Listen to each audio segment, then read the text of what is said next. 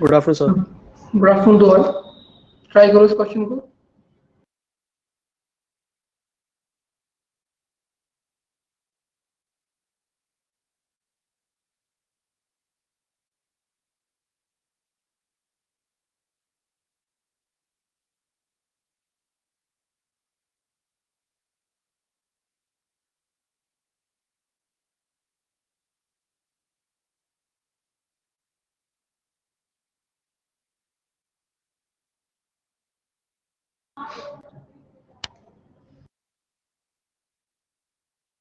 आप लोग आज क्लास में लेट क्यों आए हो? 12:05 पर क्लास का टाइमिंग 12 बजे है। मैं नो द रीजन।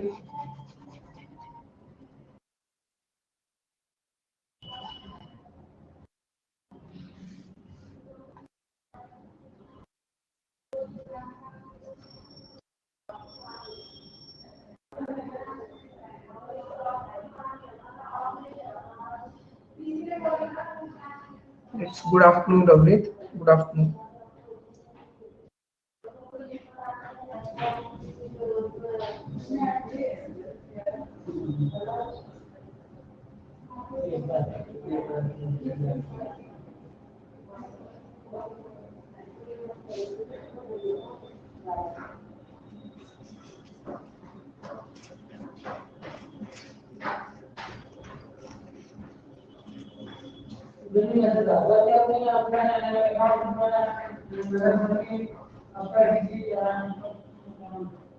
हुआ किसी का क्वेश्चन? ये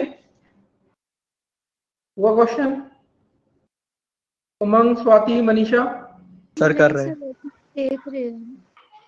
देखना नहीं, करना है। समझ रहे हैं।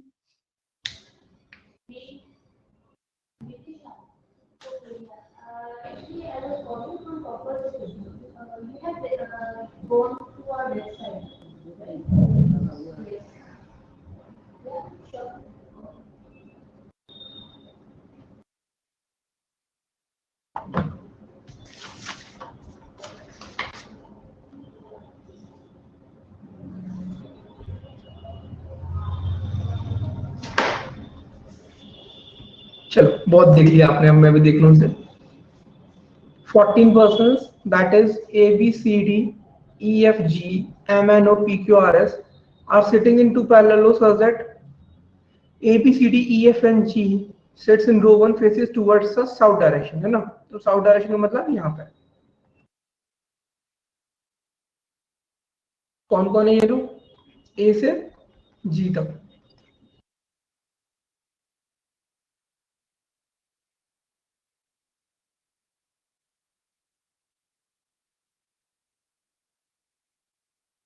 M, N, O, P, Q and R, S, तो M से लेके S तक रो 2 में बैठे हैं and they are facing north direction. Person sitting in row 1 faces the person sitting in row 2. हुआ किसी का सॉल्व या नहीं हुआ? सर कर ही रहे थे। बाकी लोग जो 12 बजे से आए उनको तो टाइम मिल गया ना काफी, 8 मिनट 9 मिनट का लगभग। इतने टाइम लगना चाहिए तो ज्यादा ही है, डबल टाइम मिल गया आपको। चलो देखो, A sits, अभी तक कर लेना चाहिए था बेटा। A sits third to the right of B, ठीक है।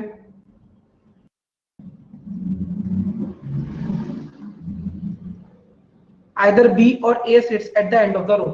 तो देखो यहाँ पर आपकी दो कंडीशन बन सकती है, एक बार आपको B को कॉर्नर में बैठाना है, एक बार आपको A को कॉर्नर में बैठाना है, ठीक है। इसमें क्या लिखा है? A sits third to the right of B ठीक है, फर्स्ट सेकंड थर्ड करेक्ट। एक कंडीशन ये हो सकती है,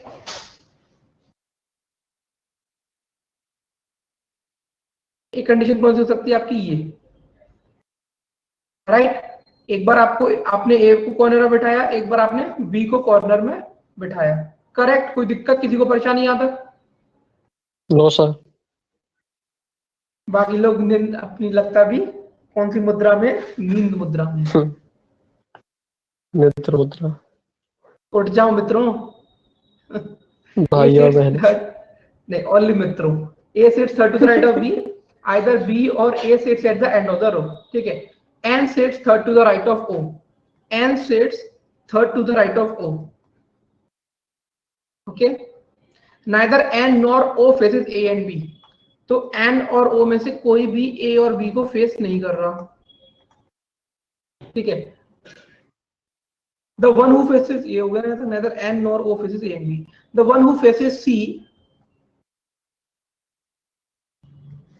seats third to the right of M, ठीक है। None of the immediate neighbour of B faces O, इसका मतलब ये है कि बी के जो नेबर्स हैं, यानी कि ये वाला पर्सन और ये वाला पर्सन, ये भी ओ को फेस नहीं करते। तो देखो यहाँ पर हमारे पास बहुत सारी कंडीशन हो गई, ओ को कहाँ प्लेस नहीं करना। देखो ओ को यहाँ पे प्लेस कर नहीं सकते, ओ को यहाँ पे प्लेस कर नहीं सकते, ओ को यहाँ पे प्लेस कर नहीं सकते, ओ को यहाँ प्लेस करके फायदा नहीं। तो ओ की इस कंडीशन में सिर्फ यही बचती पोजीशन। समझ आया? समझ आया? अरे एन और भाई, O neither faces A and B. Hmm, अच्छा तो ठीक है, तो सही ये है। इसके उस साइड बगल में नहीं आएंगे, ठीक है सर। ये इस तरीके से समझ लो ना, थोड़ा सा लाइन टेढ़ी टेढ़ी हो गई है। हाँ जी सर। या तो आप लोग अभी ट्राई कर रहे हो, या तो सोच चुके हो, दोनों में से क्या कर रहे हो बता दो मुझे।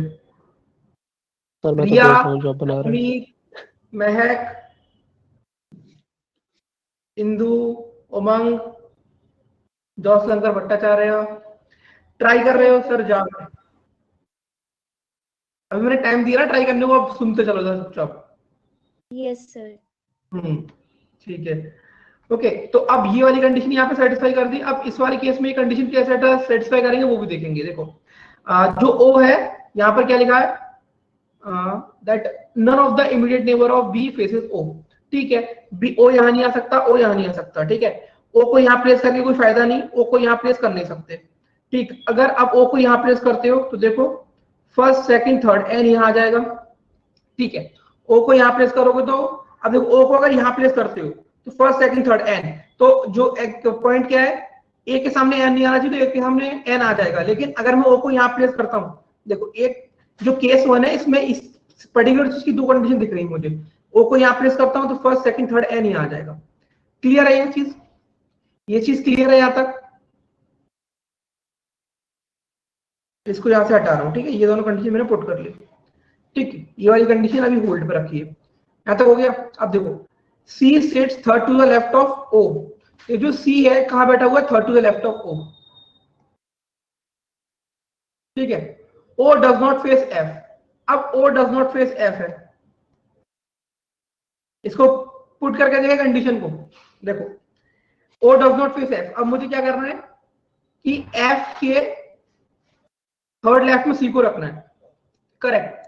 तो एफ को यहां पर प्लेस करता हूं तो फर्स्ट सेकंड थर्ड यहां ओ नहीं आ सकता, एफ को यहां प्लेस कर नहीं सकता, एफ को यहां प्लेस कर नहीं सकता। तो बात यहां पर सिर्फ क्या बच रही है, देखो अगर इस, अगर मैं ये वाली कंडीशन के अकॉर्डिंग जा रहा हूं, चलो पहले इसमें देखते हैं क्योंकि इसमें ऑलरेडी दो केसेस हैं, ठीक है। इसमें ये देखो कि एफ के थर्ड लेफ्ट पे सी है, एफ को मैं यहां पे प्लेस नहीं कर सकता, राइट, क्योंकि एफ और वो अपोजिट नहीं है। अगर मैं एफ को यहां प्लेस करता हूं तो फर्स्ट सेकंड थर्ड यहां पर आ जाएगा कौन, सी।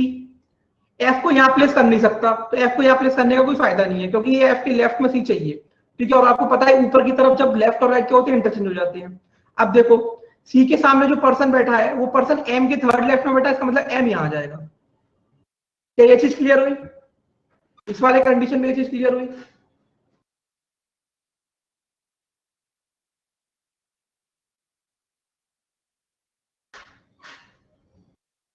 सर आप कहाँ बोल रहे हो, आपको कहाँ पे नहीं प्लेस कर सकते हम? देखो अभी ये बताओ, यहाँ तक क्लियर है? अभी सब यहाँ तक सब क्लियर है अभी? Yes sir. अब देखो वो क्या बोल रहा है, वापस से सुनो। यहाँ पे सी जो है कहाँ बैठा है? Third to the left of F, ठीक है, और ओ एफ के अपोजिट नहीं बैठा। तो सी और एफ कहां पर आएगा? कॉन्फ़िगरेशन ऊपर की तरफ आएगा। तो अगर मैं इस वाले केस की बात कर रहा हूं तो देखो सी को अगर मैं यहाँ पे प्लेस करता हूं, देखो सी को अगर मैं कहां प्लेस करता हूं, देखो सी को क्या मैं यहाँ प्लेस कर सकता हूं? सॉरी, एफ के अकॉर्डिंग चलना है ना, सॉरी सॉरी। देखो अगर मैं एफ को क्या मैं एफ को यहाँ प्लेस कर सकता हूँ Umang? Oh yes sir. F नो को सर। अपोजिट नहीं है। अच्छा नहीं, O does not face F है तो हम एफ को यहाँ पे नहीं प्लेस कर सकते। ठीक है, यस सर। अब एफ को यहाँ पे प्लेस करता हूं अगर, तो एफ के थर्ड लेफ्ट में कौन है? C. First, second, third, correct. Yes sir. F को यहाँ पे प्लेस कर नहीं सकता क्योंकि ऑलरेडी बी बैठा हुआ है, ठीक है। एफ को यहाँ प्लेस करके कहां जाऊंगा? सी को बाहर लेके जाऊंगा क्या? नहीं, तो सिर्फ यही कंडीशन बच रही है एफ और सी की। अब सी जिसके अपोजिट बैठा हुआ था वो पर्सन एम के थर्ड राइट में था, तो सी के अपोजिट पर्सन मतलब ये वाला पर्सन, और ये कहां बैठा है? एम के थर्ड राइट में, तो एम को यहाँ प्लेस कर दूंगा, first, second, third, correct. Ravneet clear हुआ? Yes sir. ठीक है, अभी ये वाली जो दोनों कंडीशंस हैं वो इस वाले क्राइटेरिया में तो बैठ रही हैं, बट अभी इसके बारे में बात करेंगे, थोड़ा सा होल्ड पर रखें क्योंकि यहाँ पर फिर दो केसेस और बन रहे हैं, तो उसको भी होल्ड पर रखते हैं, आगे देखते हैं। ओ डज नॉट फेस एफ, ये चीज हमने लिख ली। अब one of the immediate neighbour of F faces Q, तो देखो one of the immediate neighbour of F faces Q का मतलब क्या है कि एफ का कोई एक पड़ोसी है जो कि किसको फेस करके बैठा है? क्यू को फेस करके बैठा है। ध्यान से देखो, एफ का क्या वो ये वाला पड़ोसी हो सकता है? एफ का क्या वो ये वाला पड़ोसी हो सकता है? जवाब देते जाओ बेटा, जल्दी जल्दी हो जाएगा। कैसे हो जाएगा रवनीत? क्योंकि एफ के इस पड़ोसी को तो क्यू के अपोजिट बैठना है, बट यहां तो ओ बैठा हुआ है।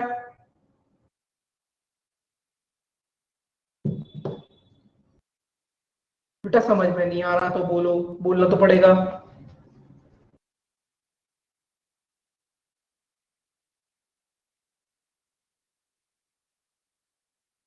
शिवानी, स्वाति, महक, अच्छा आपने भैया थे, हाँ बोला था। इंदु समझ में आ रहा है? ठीक है, तो क्या बोला था मैंने, मैं खुद भूल गया, क्या था? One of the immediate neighbours of F faces Q. आपको स्क्रीन पे कुछ शो नहीं हो रहा? Is that an issue with everyone? Show हो रहा है सर। क्वेश्चन भी आ रहा होगा? हाँ सर, क्वेश्चन दिख तो रहा ही है। One of the immediate neighbour of F faces Q. Shivani एक बार चेक करो बेटा अपना नेट कनेक्शन, ठीक है। तो देखो एफ का कौन सा पड़ोसी हो सकता है? वो यही एक पड़ोसी होगा एफ का जो क्यू के अपोजिट बैठा है। बात खत्म हो जाती है यहाँ पे। इस कंडीशन को अभी मैंने होल्ड पर रखा है, ठीक है। देखो one of the immediate neighbours of F faces Q. अब आगे क्या लिखा है? Q who does not sit at the end of the row, मतलब जो क्यू है वो कॉर्नर में नहीं बैठा होना चाहिए। जो क्यू है वो कॉर्नर में नहीं होना चाहिए, ठीक है। D is not the immediate neighbour of C। देखो अगर D C का इमीडिएट नेबर नहीं है तो यहां पर D कहां आएगा? यहां पर आ जाएगा क्योंकि ये दोनों नेबर्स हैं C के। G sits on the left of E, तो यहां पर क्या होगा? G sits on the left of E। इसका मतलब यहां पे G आ जाएगा, यहां पे E आ जाएगा, ठीक है। Okay, G sits on the left of E but not on the immediate left of. एक सेकंड, यहां पर ये P कहां से आ गया? एक सेकंड सर बीच में फुल स्टॉप होगा सर। एक second, G sits on the left of E, correct, but not on the immediate left. Okay, sorry, full stop है, correct. हाँ, मतलब कहने का मतलब ये है कि जो E है, ध्यान सुनना, जो G है वो E के लेफ्ट में है, बट इमीडिएट लेफ्ट वाला पर्सन नहीं है। समझ में आ गई बात? कोई दिक्कत नहीं, इसको मैंने लिख लिया। P does not face G and C, तो P यहाँ नहीं बैठ सकता, ना तो C के सामने ना G के सामने। तो यहाँ पर क्या पॉइंट है? P does not face G और C, तो P कहाँ आ जाएगा? यहाँ पे आ जाएगा। S does not face C, तो S भी C को फेस नहीं कर रहा, तो S यहाँ आ जाएगा। फिर बचा क्या? MNO PQR यहाँ आ जाएगा, ठीक है। Okay, R and S are immediate neighbours, तो वो भी कंडीशन ठीक बैठ गई यहाँ पे।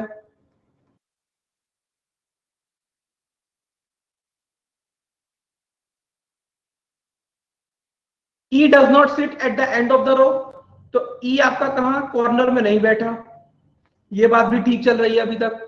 D does not face P, D does not face P, ये बात भी ठीक है। तो मतलब ये वाली कंडीशन से आपका सॉल्यूशन बन गया। देखो ये, देखो ये पूरा एक्सप्लेन करूंगा, बताओ भाई, ठीक है। लेकिन यस सर।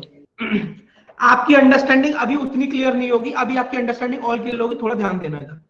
देखो अभी उतारना हो तभी सिर्फ सुनना। देखो मैं बात करता हूं इस ऊपर वाले केस की, कि ओ यहां पे बैठा है। अब यहां पर कहां थे हम लोग, एक सेकंड रुकना, हाँ, ओ एफ का पड़ोसी नहीं है, ठीक है, और एफ के लेफ्ट में कौन बैठा है, सी। अगर मैं एफ को यहां पे प्लेस करता हूं तो 1 2 सी नहीं आएगा, एफ को अगर यहां प्लेस करता हूं 1 2 सी आ जाएगा। एफ को यहां प्लेस, मैं इस वाली कंडीशन की बात कर रहा हूं, ऊपर वाली कंडीशन की। एफ को यहां प्लेस कर सकता नहीं क्योंकि एफ और ओ अपोजिट नहीं बैठे, एफ को यहां प्लेस करने का फायदा नहीं, इसलिए ऊपर वाले केस में एफ यहां आ जाएगा, तो फर्स्ट सेकंड थर्ड सी यहां आ जाएगा, ठीक है। पर्पल वाले केस की बात करो, ध्यान से देखते चलना, ठीक है। अब जो सी के अपोजिट बैठा हुआ है यहां से ये पर्सन, ये एम के थर्ड राइट में, तो एम यहां आ जाएगा। उसके बाद एफ का कोई एक पड़ोसी, देखो ध्यान से सुनो मेरी बात को बेटा, एफ का कोई एक पड़ोसी जो है वो क्यू के अपोजिट बैठा है, तो वो ये वाला पड़ोसी हो नहीं सकता, मतलब ये वाला पड़ोसी बचा, इसका मतलब क्यू यहां जाना चाहिए। लेकिन यहां पे क्या लिखा है, क्यू कॉर्नर में नहीं होगा, ठीक है, क्यू कॉर्नर में नहीं होगा। इसका मतलब ये केस 1 का जो पहला सब केस था वो कैंसिल हो गया, वो कैंसिल हो गया, ठीक है। अब मैं ऊपर वाली कंडीशन को मिटा रहा हूं कि क्योंकि पहली कंडीशन में 2 सब केसेस थे, जो पर्पल से लिखा है वो सारा गलत हो गया।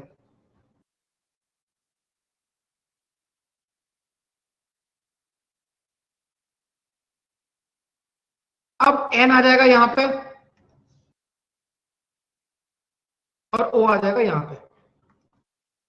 अब इस वाले केस में बात कर ले रहे हैं, ठीक है। एफ देखो, अब एफ के थर्ड राइट लेफ्ट में कौन है, सी। एफ को यहां प्लेस नहीं कर सकता, एफ को यहां प्लेस कर नहीं सकता क्योंकि एफ ओ के अपोजिट नहीं है। एफ को यहां प्लेस करा तो फर्स्ट सेकंड सी यहां गया, फर्स्ट सेकंड थर्ड, करेक्ट। अब यहां पर क्या लिखा है कि सी जो है का जो अपोजिट बैठा हुआ एम के राइट में, फर्स्ट सेकंड थर्ड यहां आ गया। ये कंडीशन सब जगह पुट कर दी, हटा दो, ये भी देख ली। अब एफ का कोई एक पड़ोसी किसके अपोजिट बैठा है, उसके अपोजिट बैठा है क्यू, तो वो कौन सा हो जाएगा, यहां तो नहीं सकता, यहां पर आ जाएगा क्यू, ठीक है। ये भी हटा दो, क्यू कॉर्नर में नहीं, ये भी हटा दो। अब देखो, अब कहां था, हाँ, डी सी का नेबर नहीं है, राइट, तो डी यहां नहीं आ सकता, ठीक है। तो डी को आप या तो यहां बैठाओगे या तो यहां बैठाओगे।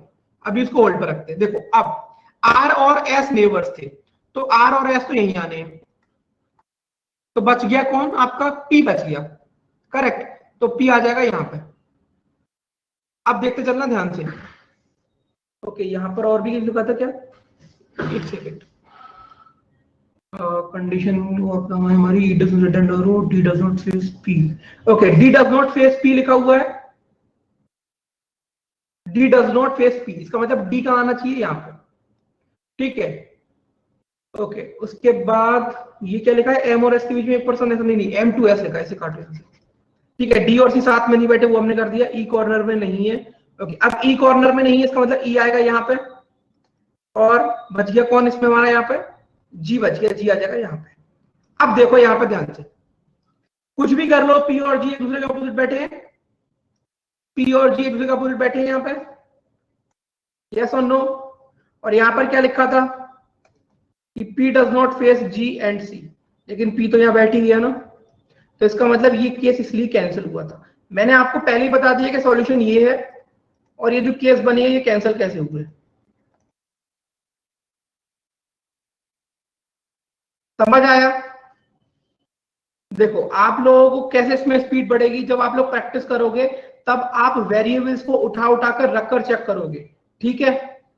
आप मिनिमम से मिनिमम केसेस में इसको सॉल्व कर सकते हो, क्वेश्चन को 2 केसेस में, लेकिन आपको फिर रख कर चेक करने की आदत होनी चाहिए कि अगर एफ के थर्ड राइट में ये रखा हुआ है तो ये अपोजिट आएगा, इसके थर्ड राइट में ये है तो यहाँ मुझे क्यू बैठाना पड़ेगा, क्यू को बैठा दूंगा, इस तरीके से आप चेक करोगे, ठीक है। क्वेश्चन नंबर 18 क्लियर है सबको, दीपक, इंदु, जोशंकर भट्टाचार्य, मनीषा, महक, Yes, sir. रवनीत, रिया, शिवानी, स्वाति, उमा। Yes, sir. ठीक है, चलो क्वेश्चन देख लो इसके ऊपर अब। है question, who among the following sits at the end of the row? At the end of the row कौन बैठा हुआ है?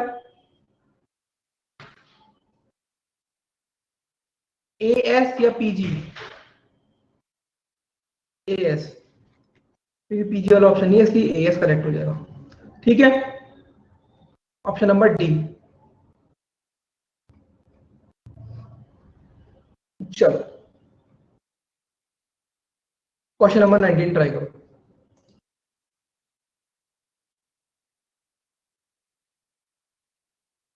ट्राई करो से तो थोड़ा try। पढ़ा। रुक जाओ।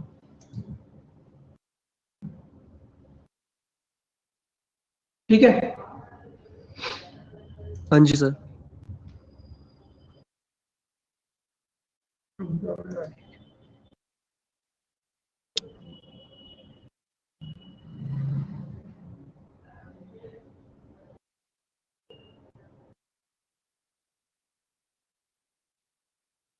आप लोगों को वर्कशीट मिल गई क्या सिटिंग अरेंजमेंट की?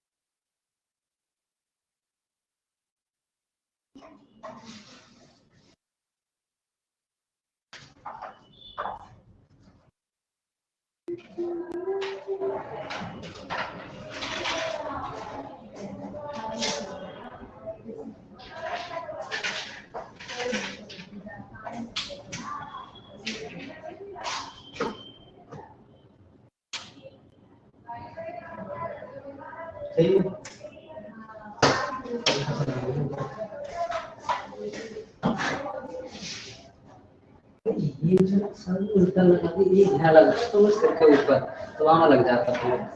अब इसका बोल भी कहाँ लगाएंगे, है ना? इधर लगा देंगे। सोचते हैं इसका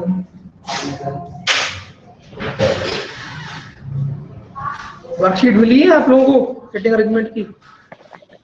हो गया। अच्छा ठीक है, ये सर अभी तक नहीं मिली। ठीक है, अभी मिल जाएगी क्लास के बाद आज। ओके।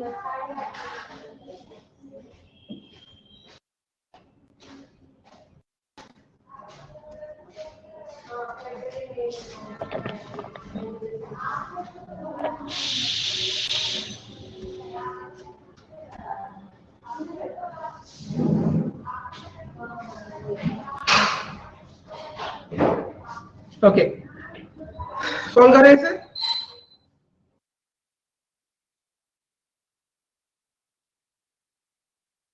सॉल्व करें। सर ये इजी क्वेश्चन था क्या जो इतनी जल्दी हो गया मुझसे? मुझे Doubt डाउट कर हो रहा रहा है। हो जाता है स्क्वायर और रेक्टेंगुलर क्वेश्चन ना कंपैरेटिवली इजी लगते हैं मुझे भी। वही तो मतलब इतनी जल्दी हो गया मुझे। अभी देखते हैं सही भी हुआ कि नहीं, पता नहीं। एक्चुअली बहुत सारी चीजें डिपेंड करती है डाटा के ऊपर भी, डाटा किस तरीके से दिया रहता है। ठीक इसमें है, इसमें सर बहुत इजीली दिया एक्चुअली। वो भी हो सकता है। स्क्वायर रेक्टेंगल में टफ क्वेश्चन बड़े मुश्किल से बनते हैं, आप वेरिएबल्स कितने भी इंक्लूड कर लो। 8 friends JKL MNO PQRS and I are sitting around a square table, each of them facing the center, 4 of them sit at the corner center of the 4 of them sit at the center of the square and the other 4 sit at the corner.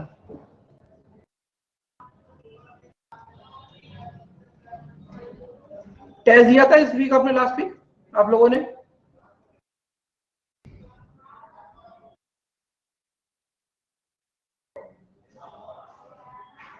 each of them like different colors, that is red, brown, blue, yellow, purple, green, pink and black, but not necessarily in the same order. I sits at one corner side of the square and likes red color. तो I को आप कहीं भी बिठा के question start कर सकते हो. I को यहाँ बिठा दो. I sits at one corner side of the square and likes red color. K sits third to the right of I. M sits third to the right of K and likes purple color.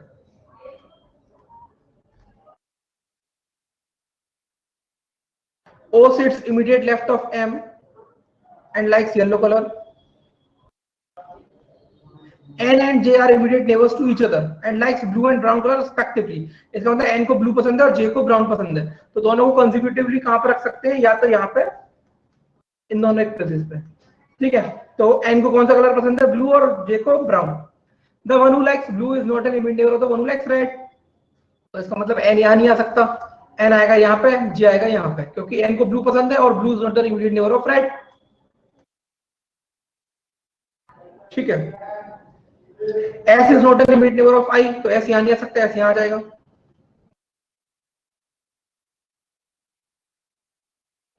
S is not an immediate neighbor of I. Okay, who is neither an immediate neighbor of the one who likes pink nor green. Okay, मतलब यहाँ पर pink और green नहीं आ सकता. Correct, तो pink और green यहाँ पर आएगा. K does not like green, इसका मतलब ये green पसंद करेगा, ये pink पसंद करेगा. अब रह कौन गया आपका, यहाँ पर देखो J, K, L रह गया. L को यहाँ बैठा दो और जो कलर बचा है उसको पकड़ा दो, ब्लैक पकड़ा दो, ब्लैक और ठीक है. क्लियर है? Yes, sir.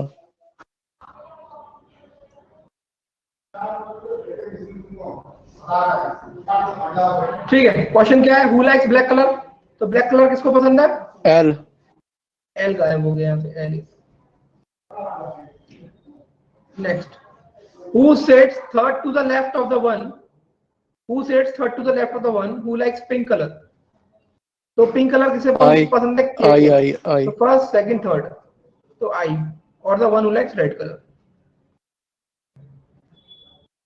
If S is related to red, N is related to purple. If S is related to red का मतलब क्या हो गया, S is related to red, मतलब अपोजिट बैठे हैं ये लोग, बेसिकली कहने का मतलब ये है. And N is related to purple का मतलब यहाँ पर क्या हो गया, N भी पर्पल के अपोजिट बैठा है, कोई दिक्कत ही नहीं है. तो बेसिकली ये अपोजिट वाला रिलेशनशिप बना रहे हैं. ठीक है. In the same way J is related to which of the following, तो J यहाँ पर किससे रिलेटेड होगा, O से, या फिर the one who likes yellow color. Correct. यहाँ पर देखो, if S is related to red, N is related to purple, then same way J is related to which of the following. तो J, अब S तो red के opposite है, correct, और जो आपका J जो N है वो पर्पल के अपोजिट है, तो फिर J is related to, तो फिर ये आंसर होना चाहिए इसका O को जो कलर पसंद है, येलो. बट यहाँ पर नहीं दिया हुआ, तो आंसर क्या हो जाएगा, नन ऑफ दिस. सही है, समझ आया? Yes, sir. सर ये इजी था ना? इजी था बेटा, ये प्री लेवल का था क्वेश्चन आपका. मतलब हद हो गई, इससे इजी वाला ही हो रहा है. तो कोई बात नहीं, अभी मेंस में टाइम लगेगा, प्रैक्टिस लगेगी उसके लिए. हाँ मतलब मैं तो मेंस का सोच भी नहीं रही हूँ सर, प्रीलिम्स हो जाए मैं भी खुश हो जाऊंगी. लेकिन जॉब थोड़ी ना मिलेगी उससे. हाँ लेकिन सर मुझे लगेगा पहले अटेम्प्ट में मैंने कुछ तो कर लिया. अब एक चीज बताओ, ये माइंडसेट गलत है थोड़ा सा. कैसे माइंडसेट गलत कैसे, क्योंकि आप अपने ऊपर भरोसा नहीं कर पा रहे. नहीं सर, लेकिन मेरा पहली बार ही है, मैं पहली बार कोचिंग कर रही हूँ, पहली बार मैं कोई एग्जाम दूंगी गवर्नमेंट की, तो उस हिसाब से मुझे लग रहा है तो ठीक ही है. कोई बात नहीं, थोड़ा सा ओवर एम्बिशियस हो जाओ. ओवर एम्बिशियस यहाँ पे गलत, आपको नुकसान तो कुछ करेगा नहीं. हाँ लेकिन वही ओवर कॉन्फिडेंस ना आ जाए. नहीं, ओवर कॉन्फिडेंस में बोलता हूँ नौकरी लगे तब भी नहीं आना चाहिए लाइफ में. ओवर कॉन्फिडेंस तो लाइफ में कभी आना नहीं चाहिए, चाहे आप नरेंद्र मोदी बन जाओ, ठीक है, तब भी नहीं आना चाहिए ओवर कॉन्फिडेंस तो. Four of the following five are alike in a certain way based on the given sitting arrangement and thus form a group. Which is the one that does not belong to the group? K, L, N, O. K, L, O. देखो ये तीनों लोग middle में बैठे हैं, K, L, O. N बैठा है corner में, तो ये इसलिए आपका डिफरेंट हो जाता है। स्क्वायर और रेक्टेंगुलर क्वेश्चन में अगर कभी भी इस टाइप का क्वेश्चन आता है ना स्क्वायर रेक्टेंगल में अलाइक वाला, तो मोस्ट ऑफ द टाइम वो कॉर्नर और मिडिल के बेस पे देता है 99% टाइम। तो करेक्ट आंसर क्या हो जाएगा आपका इसमें? एन हो जाएगा।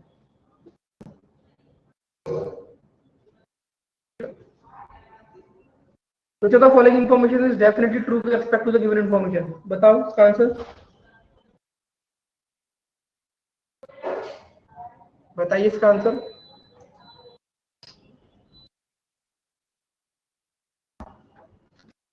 Second one.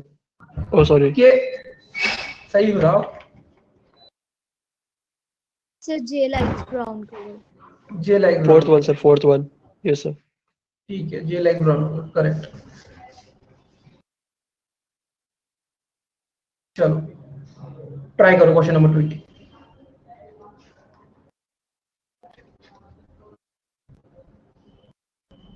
बीस के बाद कोई क्वेश्चन रह गया क्या बीच में? नहीं सर, लाइन से आ रहे 19, 18।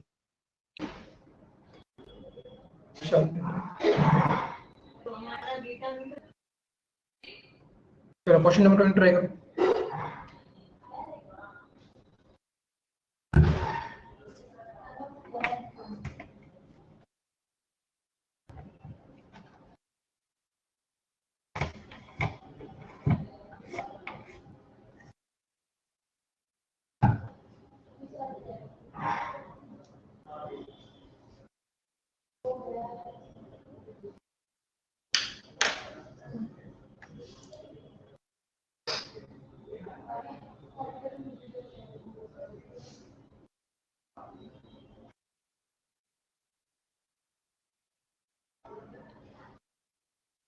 टेस्ट वगैरह तो दिया करो, टेस्ट वगैरह तो रेगुलर देते रहो। कम से कम ये है कि अगर अभी से टेस्ट वगैरह दोगे तो ये है कि आपका जो जितना पोर्शन कवर हो गया है उसमें 100% देने की कोशिश करो। अभी से एफर्ट डालोगे तब जाके काम बनेगा, क्योंकि अब सबसे पहले जो मेरे अकॉर्डिंग मुझे लग रहा है जो एग्जाम आप लोगों के सामने आएगा वो आएगा एसबीआई क्लर्क। बल्कि उन्होंने अभी शायद नोटिफिकेशन तो नहीं आया, लेकिन मुझे उम्मीद है कि वो मार्च के एंड तक या अप्रैल की स्टार्टिंग में एसबीआई क्लर्क का नोटिफिकेशन आ जाएगा और फिर मई या जून में ही उसका पेपर हो जाएगा प्री का। तो वो सबसे पहले आएगा आपके सामने मेरे अकॉर्डिंग, क्योंकि उसके बाद फिर सितंबर अक्टूबर में शुरू हो जाएंगे आईबीपीएस के back to back exams, RRB PO, RRB clerk, IBPS PO, MPS clerk, है ना। तो वो हो जाएंगे फिर शुरू आपके बैक टू बैक, क्योंकि एसबीआई पीओ तो अभी आएगा नहीं फिलहाल, क्योंकि एसबीआई पीओ तो अभी होकर ही चुका है।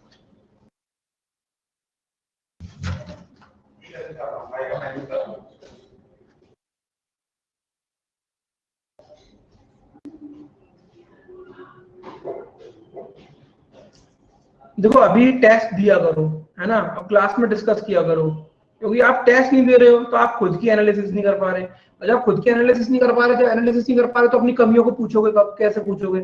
जब टेस्ट दोगे तभी तो क्लास में आकर डिस्कस करोगे कि सर ये पॉइंट वीक हो रहा है, इतने से ज्यादा स्कोर नहीं जा रहा, है ना। क्योंकि अभी तो ये सारी परेशानी आएंगी आपके सामने, और ऑब्वियस सी बात है कि जब तक सक्सेसफुल नहीं होगे तब तक ये जो अभी ऑब्वियसली स्टार्टिंग कर रहे हो ना, तो ये परेशानी तो आना बहुत वाजे हो जाता है एक तरीके से कि सर इतने अटेम्प्ट्स ही हो रहे हैं, अटेम्प्ट्स नहीं बढ़ रहे, एक्यूरेसी कम पड़ रही है, स्कोर नहीं बन पा रहा, वो सब चीजें भी तो, ये सब क्वेश्चन आना भी तो जरूरी है यार, क्योंकि क्वेश्चन तो आने हैं, जितनी जल्दी आ जाए उतना अच्छा है, और जितनी लेट में आएंगे उतना दिक्कत है आपके लिए, क्योंकि ऐसा नहीं हो सकता कि सिर्फ आप कोर्स कंप्लीट करने के बाद पेपर निकालने के काबिल हो जाओ, ठीक है। जब तक आप मॉक टेस्ट नहीं दोगे, जब तक एनालिसिस नहीं करोगे, तब तक कहीं कुछ नहीं होगा। ये रियलिटी है, फैक्ट है ना।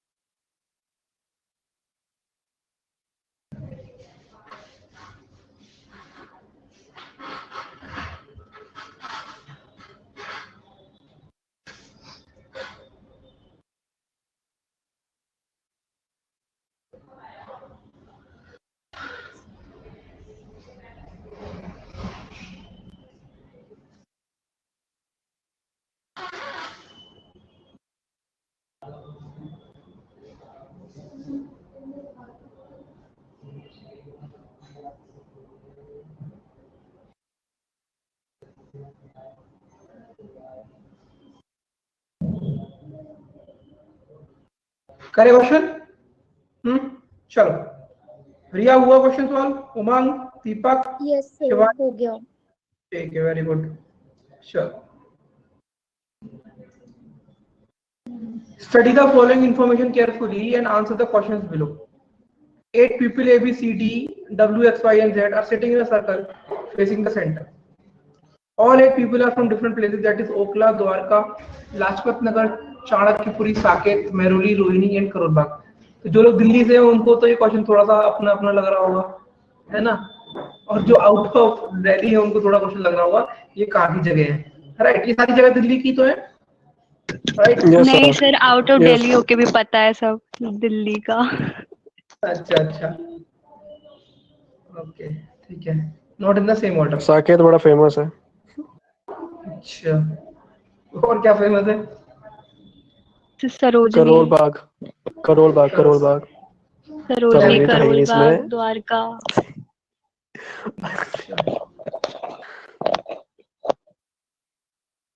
सरोजनी फेमस है सर, वो मार्केट होता है ना वहाँ पे लड़कियों के लिए उधर। अच्छा, मैं तो कभी गया नहीं लड़कों के भी कपड़े मिलते हैं। मैं कभी गया नहीं ना उधर, सर के साथ हूँ मैं इस वक्त कमेंट पे। चलो ठीक है,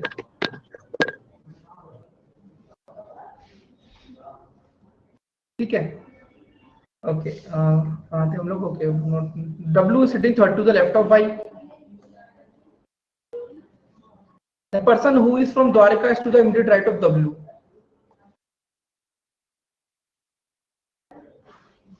And W is not from Okla. तो W आपका ओखला से नहीं है, वो पॉइंट आप साइड से लिख लेते हैं, ठीक है। B sitting 4 to the right of Z. Okay, what does this mean? That B और Z के बीच में 3 लोग हैं, ठीक है। Z is not the neighbor of Y. तो Z is not the neighbor of Y.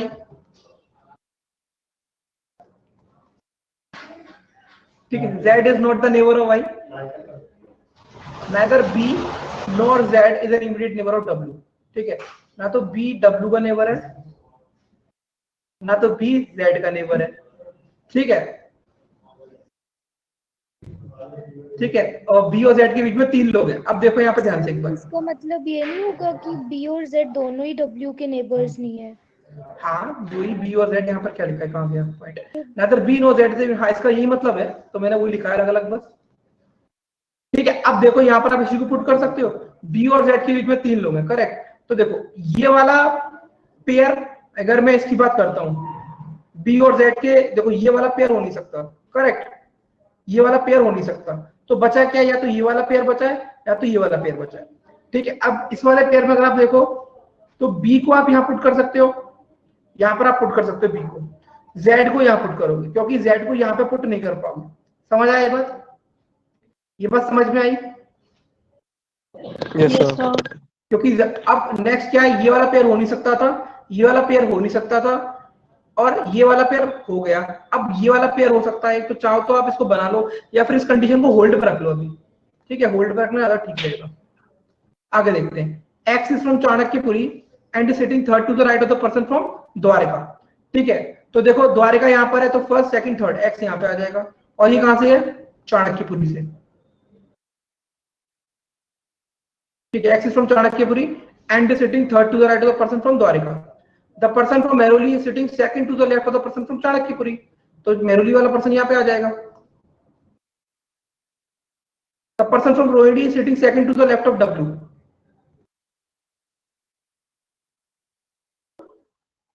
उसके बाद A who is from Lajpat Nagar is sitting exactly between X and Z.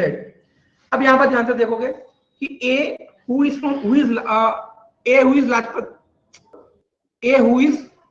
from Lajpat Nagar, from miss कर दिया यहाँ पे, A sitting exactly between X and Z, correct. तो देखो अगर आप X और Z को यहाँ प्लेस करते हो तो A यहाँ नहीं सकता, इसलिए आपको Z को यहाँ पे प्लेस करना पड़ेगा, राइट?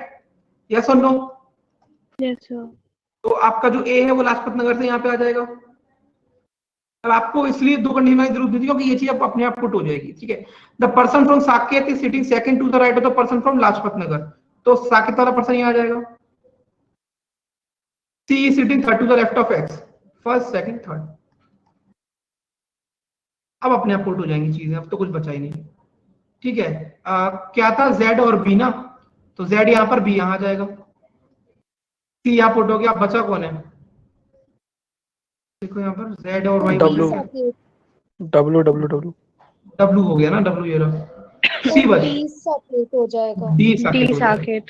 तो D Saket, Z Rohini, A Lajpat Nagar, X Chanakyapuri, B Mehrauli, C Dwarka. अब W ओखला से नहीं है तो Y हो जाएगा ओखला से। और डब्ल्यू करोल बाग। W को करोल बाग भेज दो। ठीक है, तो ये सवाल बना है। ये आपका सवाल देखो, ये बेसिकली मैं बोलूं तो ये आपका अगर प्री में आएगा तो ये एसबीआई पीओ या फिर आईपीएस पीओ में भी नहीं, ये एसबीआई पीओ की प्री में आएगा क्वेश्चन। नहीं तो ये किसी क्लर्क के मेंस में लिख सकता है इस टाइप का क्वेश्चन आपको, क्योंकि क्लर्क के मेंस का क्वेश्चन में क्या होता है क्लर्क में कि वहां पर क्वेश्चन ज्यादा होते हैं। ठीक है, क्लियर है सबको? Yes sir. तो who among the following person belongs to Okhla, तो वो तो भाई हो गया, उसमें तो कोई डाउट नहीं। ठीक है, चलो क्वेश्चन नंबर 21 देखो। किसी को कोई डाउट है? किसी को किसी प्रकार का कोई डाउट है? हिंदू समझ में आ रहा है बेटा?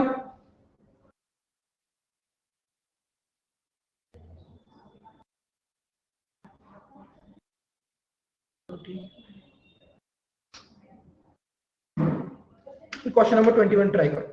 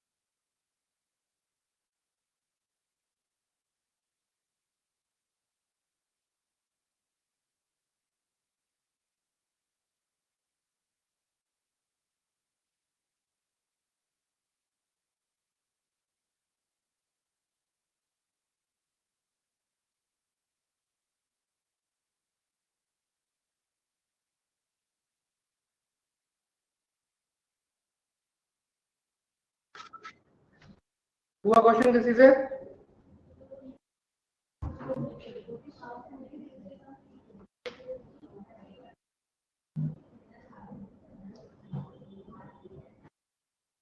हुआ क्वेश्चन किसी से? से नहीं हुआ सर। क्योंकि ये आरआरबी पीओ में इसका क्वेश्चन है इसलिए लिया, मैंने हटा दिया। देख अब आप- लीजिए सर, आप खुद ही देख लीजिए, नहीं हुआ मुझसे। अच्छा, ये सिर्फ साइकोलॉजी का खेल है, पता है। अब एक चीज बताओ, होगा क्या इस क्वेश्चन के सर अंदर? मेरा साइकोलॉजी ग्रेजुएट रह चुका है, मैं मतलब सब्जेक्ट। बताओ फिर। पॉइंट ये है कि जब मेंस की तरफ क्वेश्चन शिफ्ट होता है तो क्या होता है, कंडीशन थोड़ी एक्स्ट्रा बनती है, ठीक है। तो वो चीज सब पुट करके देखनी पड़ती है, क्योंकि ऑब्वियसली बात है ये कोई मैथ का क्वेश्चन नहीं है कुछ ऐसा। देखो बैंकिंग के लिए मैथ्स भी ऐसी है कि आप वहां पर भी ना कोई ट्रिक व्रिक कुछ नहीं चलेगी, ट्रिक व्रिक सारी फेल है।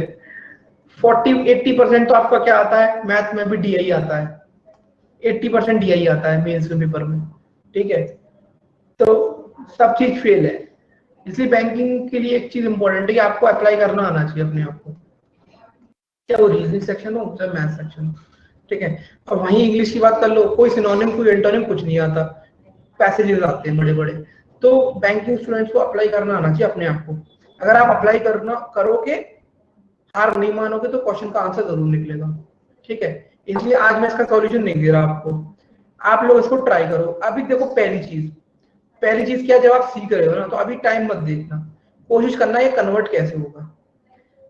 जब कन्वर्ट कर लो तब ये देखना कि जो फाइनल सॉल्यूशन बनकर तैयार हुआ, जिसकी वजह से आपका आंसर आया, आप वहां पे कैसे और थोड़ा जल्दी पहुंच सकते थे, ठीक है।